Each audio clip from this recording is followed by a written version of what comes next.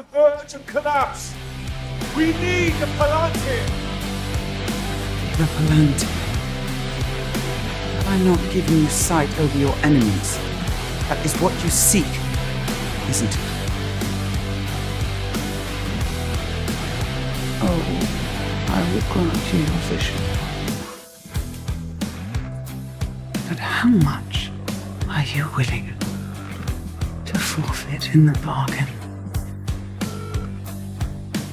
Oh, your soul.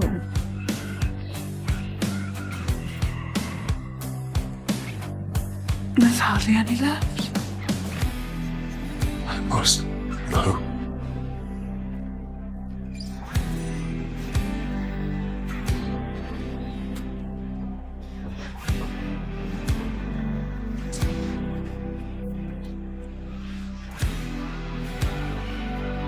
For Frodo.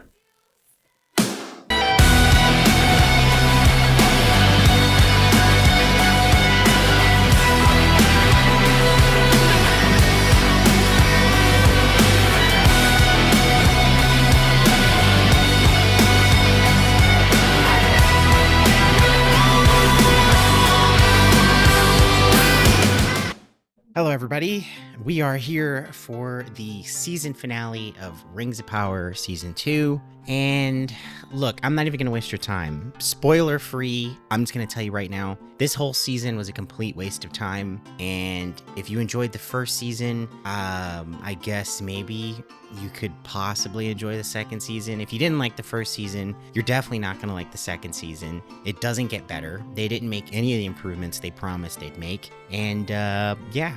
There will be spoilers going forward, so if you haven't seen the show and you're intent on seeing it for yourself, I wish you the best. I really do. But, spoilers ahead.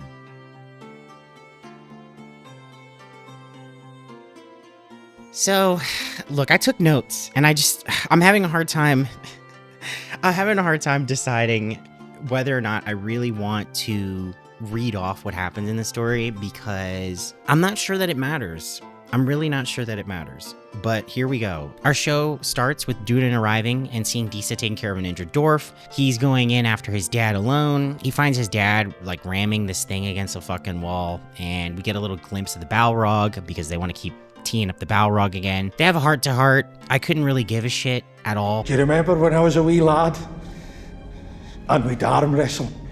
I don't care what they may think of me. I'm happy-go-lucky, they say that I'm plucky, contented, and carefree. I don't care. The king knocks down the wall. They see an absolute shit ton of mithril. The king is so full of himself, and then the Balrog wakes up and basically tanks his dad. His dad, for some reason, like, he gets pulled down, but then he doesn't get pulled down. It's really hard to explain, because like the Balrog uses the whip to grab him. If it seems like I'm unclear on what's happening, I encourage you to watch it and then tell me if it's more clear to you what happened, because I don't really fucking get it. His dad decides that he wants to take on the Balrog solo, but just like every Elden Ring stream I've ever done, he gets absolutely wrecked within the first hit.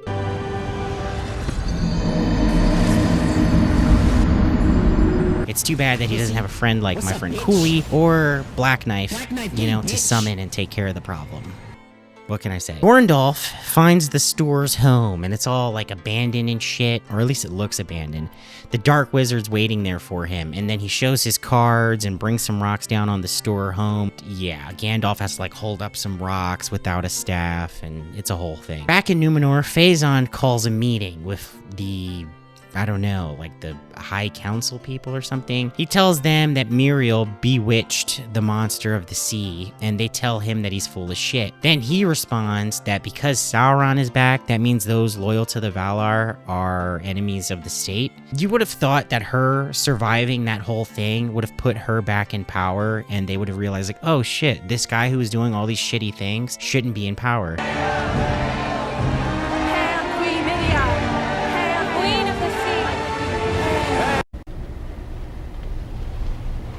Why are you the way that you are?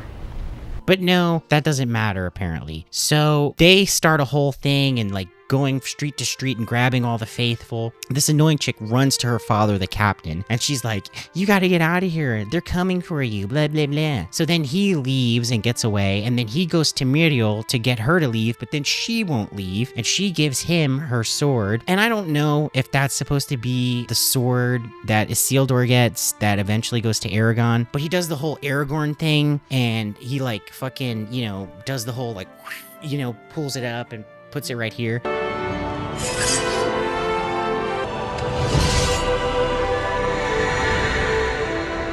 I hate so much about the things that you choose to be.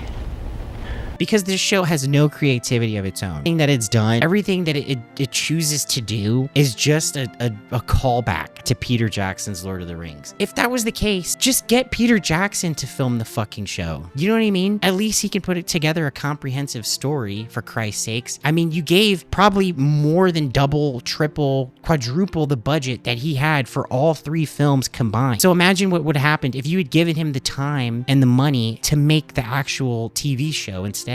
Anyway,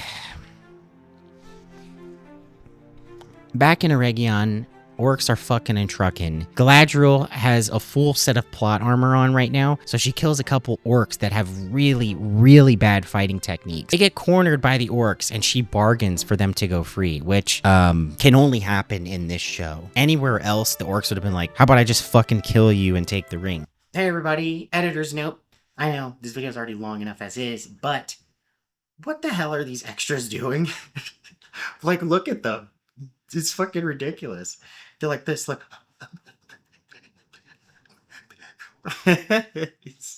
it's so bad. I hate this show. I hate this show. Set them free, and I will go willingly. Give me one reason, elf. I will give you 9.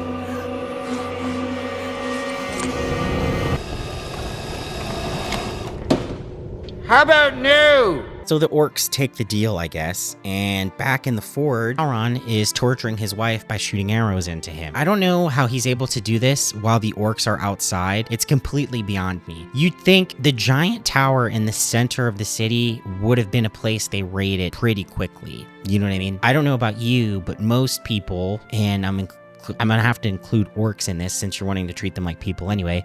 If you see a major building in the center of a city that you're raiding, you're probably going to go in it because important people and important things are going to be kept there, right?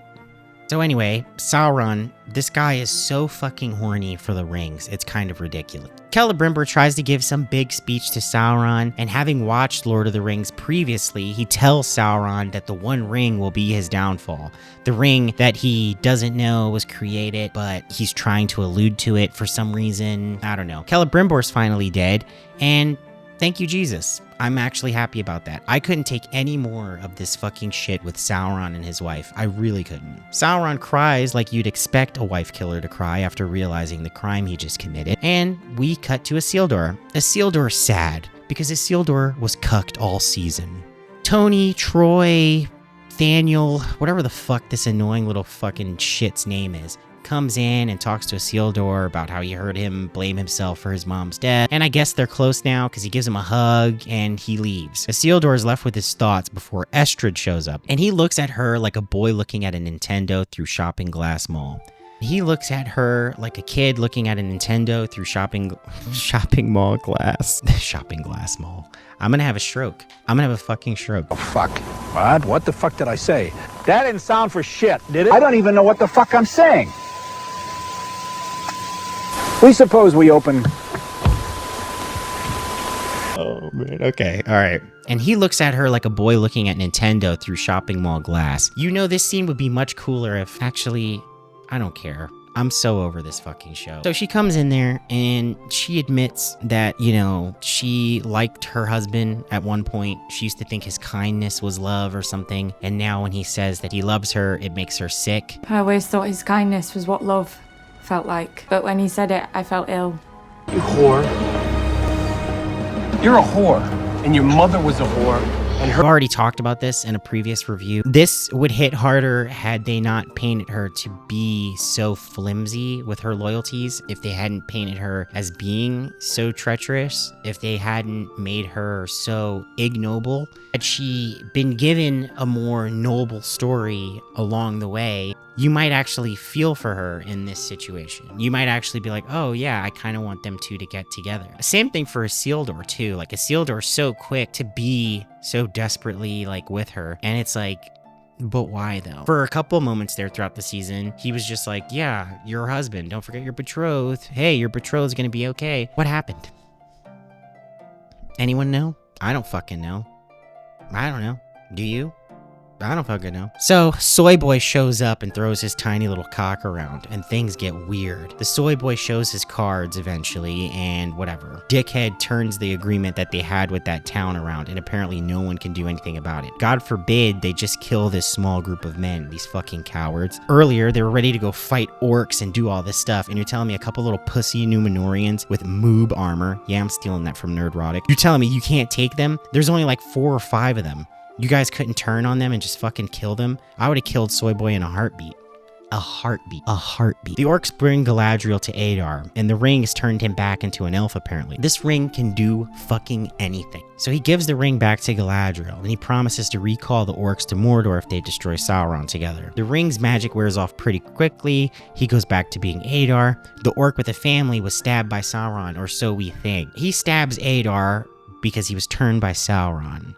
Don't know, don't ask, I don't fucking care. So all the orcs turn on Adar and they Caesar his ass. Sauron takes Morgoth's helmet and he, I suppose this is meant to be full circle since that's what happened to him. Galadriel tries to kill Sauron, but he blocks with the helmet and he talks more shit about healing Middle-earth. We cut to the High King and Elrond are brought to the town square where the orcs are burning everything and all the knowledge. Galadriel's a shitty swordsman, so Sauron is manhandling her. The script wants her to look good, so she suddenly gets the upper hand. She kicks him down a hill, and when she jumps down to him, he's Halbrand again. He's talking about being horny for her. He eventually turns into Galadriel, and then she has to fight herself. And then he turns into Celebrimbor, and then he resumes his ridiculous Anatar form. He then tries letting her join him again, for whatever reason, and she starts up the fighting again. He stabs her with Morgoth's crown, and she falls.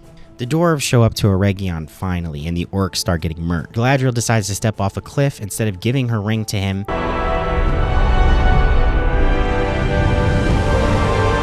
Bye-bye, bitch. The orc with the family starts talking shit to Sauron about retreating before many orcs die. Overwhelmed, Lord Sauron. The dwarves are securing the elves' retreat if we pursue many orders. Bye, bitch.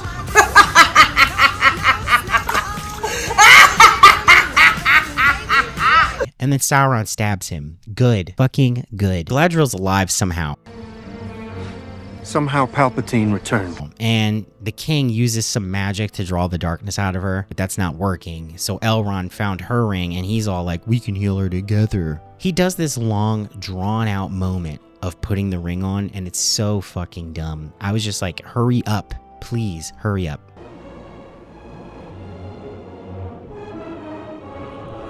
On with it. Yes, get on with it. The show cuts back to Nuri and the Sturers, because that's really what everyone cares about at this point. Isildur takes a ship back to Numenor somehow. I swore they just said he was a low man and that he couldn't take the ship, but I guess they forgot. Sauron caresses Celebrimbor's hammer because he misses his wife, and then the Sturers have to leave their home. Everyone calls him Grand Elf, right, on the way out, and it's so dumb. Thank you kindly, Grand Elf. Why, Grand Elf? Gay! This is all, mind you, supposed to be heartfelt parting of the ways with these characters, but I have zero fucks invested in any of it. I just want them to stop doing fucking send-offs and just fuck off. What? Fuck! Fuck off! I'm on live telly! Fuck off out of it! Stay out of my office! I'm on fucking hell! Fuck off, you little twat! Sorry. Gorndorf finds his staff in the wreckage, and then he goes back to Tom Bombadil, because I can't imagine a quicker way to ruin your season finale than putting Tom Bombadil's annoying ass back into the episode. And Gorndorf finally says his name. Gandalf. Gandalf. In Dwarftown, Durin is updated on the Eregion situation. Apparently, dwarf lords want their money back now that his dad's dead, and his brother, who didn't even know he existed, is getting support to be heir to the throne. So dumb. Galadriel wakes up and the High King is talking shit to her. Elrond is there and he gives her the ring back. Black Legolas isn't dead, by the way. They ask her what her choice would be, and I'm like, fucking why? Why would you care what her choices are? Her choices have been nothing but terrible this whole show. She gives the speech using Celebrimbor's words, and I'm like, you know that was Sauron's wife, right? They then stand at the top of this waterfall, and the High King draws his sword, and apparently that's enough to give the elves their spirit back, and they all start chanting, and the show ends. Look, I really don't know what to say at this point. You know, I said the Balrog thing was going to be lame. I told you they were going to drop the ball on it. They did. The Balrog was there for a couple seconds and it was lame. You know, like I didn't care about Gorndolf and the Stewars. I didn't care about him finally meeting the Dark Wizard. None of that mattered, you know? The Dark Wizard drops some rocks on everybody and then just leaves. Didn't he want to kill the Eastar? Why does he not want to kill him now? Why does he want to leave him alive? Then you have Isildur and, you know, the cocksucking Numenorians. Again, strange to me that no one in the town was just like, you know, we fought orcs and wildmen. These Numenors coming here and telling us that they're going to change the deal and that we have to work for them. Why don't we just kill them? That's what they should have done. Just kill them. Why would you want to get bullied around by some fucking, I don't know, whatever, the Numenorian state? Yeah, obviously things are going in a bad direction. Just kill these motherfuckers. My other huge glaring issue, which I'm sure will be an issue for a lot of people, is the thing with the dwarf. How is it that for 2 seasons, we've heard nothing about people questioning whether or not Durin was the rightful heir to the throne? How is it for 2 seasons his brother was never mentioned? But now suddenly when the king dies, his brother magically appears and exists and is gathering support? What fucking support is he gathering? You know, just a few episodes ago, Durin was giving a speech to get the dwarves to agree to go to war, and everyone seemed pretty fucking excited to follow him.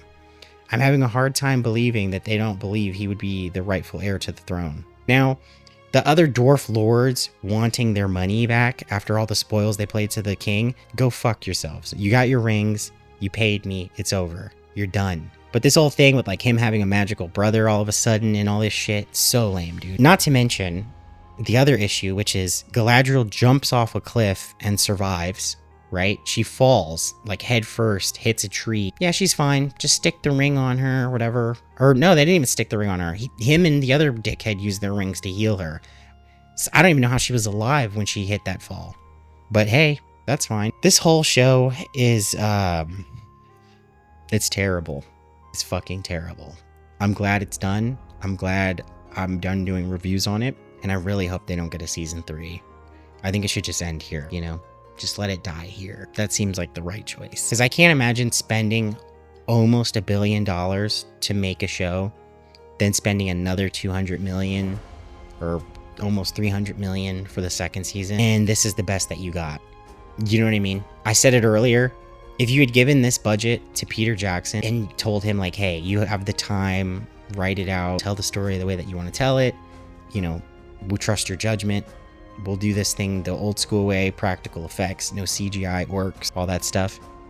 You probably would have got something decent, if not spectacular. But here we are. We gave the story to a couple of dickwads who insult the fans of the show. And this is what you get. You get magical dwarf brothers showing up to build tension for the next season. You get an elf that can jump off a cliff head first and survive because the power of the ring, power that those rings definitely don't have, by the way. So my final thoughts for season 2, it was terrible. Don't watch it. I don't recommend it. And I'm glad it's done. I hope it cancels and just dies like the Acolyte did, because that would make me happy. That would make me feel like there's some justice in the world. And I'm sure there's gonna be people who are like, well, just because it's not the way Tolkien did it, you don't like it. Just because it's not this, you don't like it. It has nothing to do with that.